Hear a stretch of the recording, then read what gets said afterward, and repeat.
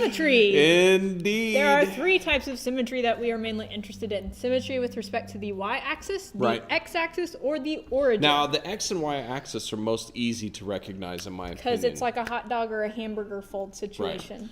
When you're dealing with the origin, it's most handy to have a calculator, because if you're symmetric about the origin, if you look at your calculator this way and see the graph, and turn your calculator upside down and see the graph, it should be the exact same.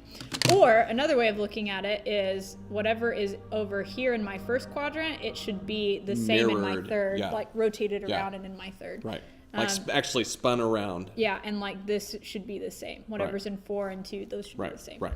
All right, so graphs with symmetry with respect to the y-axis are called even functions. Yes. And it actually has to do with this handy thing where if all of your exponents for your variables are even, it's an even function. Hey, how about that? The way you test for symmetry is replace x with negative x, simplify. Now, this sounds like a really weird thing, but just follow along with the rules here, okay? Replace x with negative x. That means that we're going to take, in parentheses, negative x and square it. Well, wait, negative x squared is just x squared, because a negative times a negative is a positive. So what we end up with is what we originally had. That makes the function even. Right. Now, there are some other ones that you can't use the exponent trick for, like if we had absolute value of x, is that an even function? Of course it is, because when I plug in a negative x into my absolute value bars, well, the absolute value of a negative number becomes a positive number. So that's even. But that's algebraically, if it asks for it, that's what we do, is we plug in a negative x and see what happens.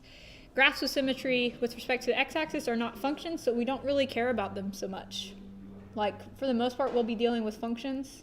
Right. And because this would be a situation where we've got like a parabola on its side. Right. It does have symmetry across the x-axis, but it's not a function. It doesn't pass the vertical line test. But we'll talk about some other graphs later, polar coordinates and some things like that, or tangents. Some of those have symmetry this way, don't they? No. Oh. Not if they're functions. Not until we get to conic sections. Polar coordinates. And polar coordinates. Okay. Yes. Okay. All right, good talk. Okay. Graphs with symmetry with respect to the origin are called odd. See how we've got it to the third power, and that's an odd number. And so for this test, you replace x with negative x. And what should happen is you should end up with the opposite of what you started with. So negative x, when I cube it, is... That's going to be negative x times negative x times negative x. Which is negative x cubed. That's exactly opposite of what we started with. 100%. So this is an odd function. And so if you're checking a little bit of a more complicated function for oddness, everything has to be opposite, not just one thing. Right. And if you look at the graph, which is also helpful, a cubic function goes up to the right, down to the left, and we can do the trick where you think about, if I flip this upside down, is it the same? Yes, it is. This one up here was a parabola, so y-axis symmetry, for sure.